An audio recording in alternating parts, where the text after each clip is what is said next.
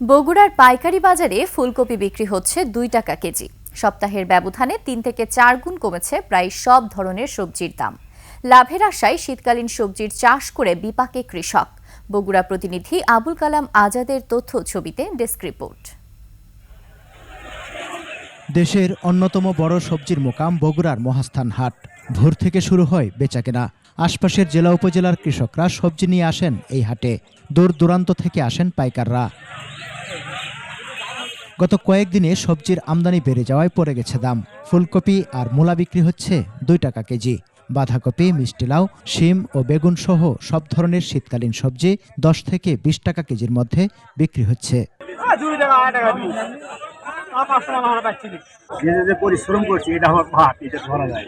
কবির গাড়ি ভ্যান আলাদা আমরা 600 টাকা, একটা কবি খরচ করছে 5 টাকা, সে খরচ হলে এখন 1 টাকা, তাহলে কৃষক বাঁচবি।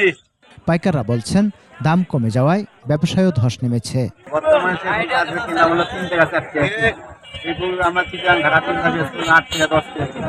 মালের আমদানি চাপ হতে 3 টাকা কেজি লেগে গেছে ফুলকপি। কিন্তু আর লোক নাই, কিছু হচ্ছে না। সব জায়গায় কবি আমদানি হয়, কাঁচামাল আমদানি হয়, সেজন্য দাম কম।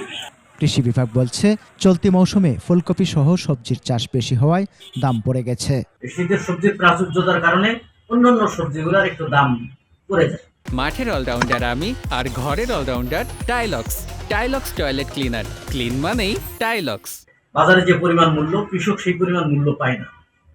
আমরা এই বিষয়টা নিয়ে আমরা কাজ করছি, যাতে মধ্যস্বত্বভোগীরা এই যে মুনাফাটা পাচ্ছে, এই মুনাফাটা যাতে না পান। সরকার এই বিষয়ে তৎপর আছে। প্রতিদিন 60 থেকে 70 ট্রাক সবজি দেশের বিভিন্ন জেলায় যায় এই মহাস্থান হাট থেকে। সমর ইসলাম, ডেস্ক রিপোর্ট, 21 টেলিভিশন।